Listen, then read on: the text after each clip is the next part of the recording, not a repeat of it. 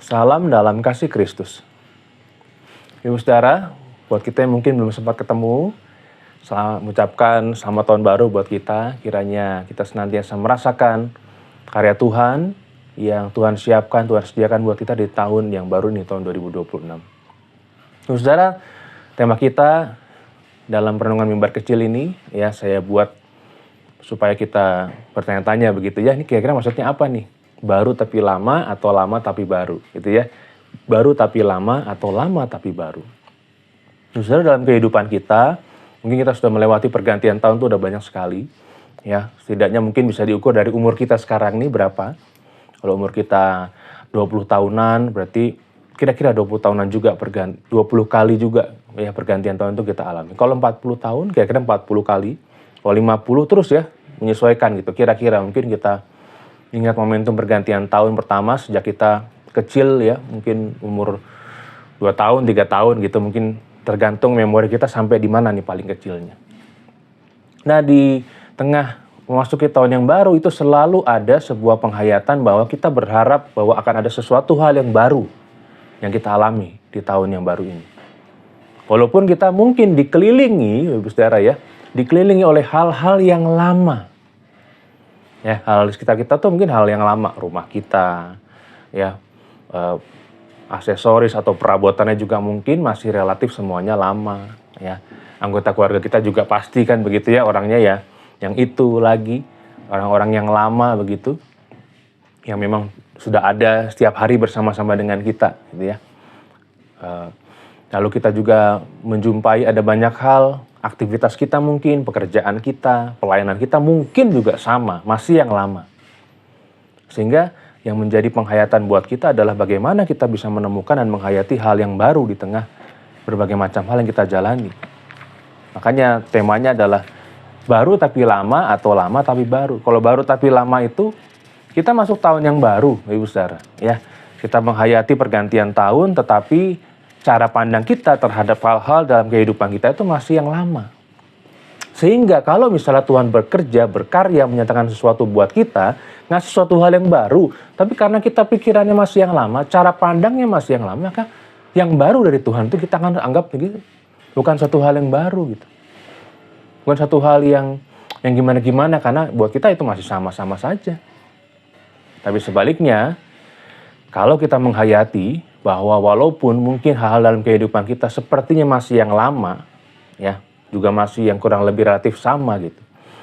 Tapi pada saat kita menghayati dengan cara pandang yang baru, ya, cara berpikir yang baru, kita akan bisa melihat mungkin Ibu Saudara.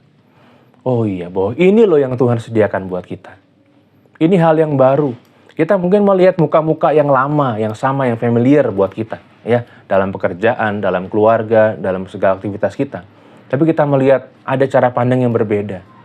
Oh iya, orang-orang ini ada di sekitar saya karena Tuhan mengasihi saya, karena Tuhan ingin saya dibangun melalui mereka. Jadi ada cara pandang yang berbeda, ada cara pandang yang baru yang kita lihat. Sehingga kita bisa memaknai, oh iya Tuhan, ini satu hal yang baru dalam kehidupan saya, dan saya ingin bersyukur atas ini.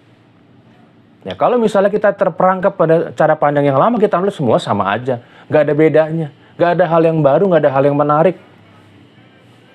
Dan mungkin pergantian tahun, mau tahun berapapun itu, mau bagaimanapun ceritanya, akan selalu tetap sama buat kita. Tidak terlalu memberikan sebuah makna yang penting atau khusus atau tertentu buat kita.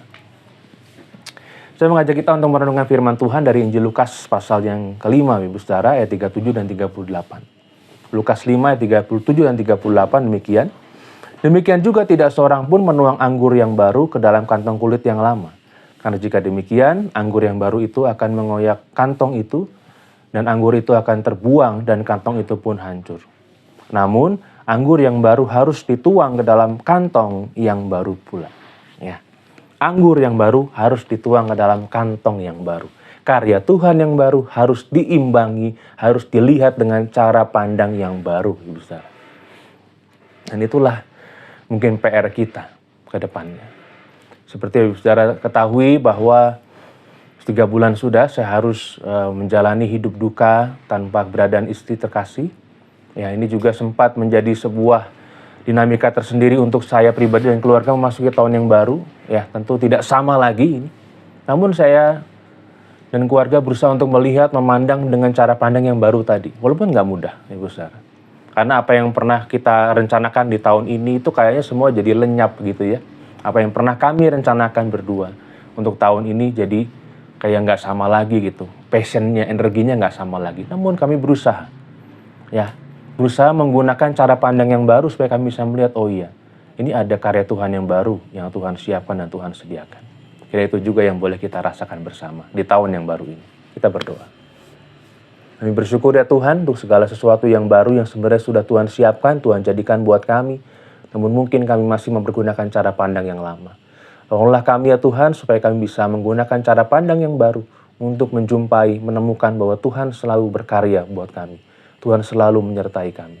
Terima kasih ya Tuhan, kami serahkan kehidupan kami. Dalam Kristus kami berdoa. Amin. Sebuah pujian untuk kita renungkan bersama. Tuhan Yesus memberkati.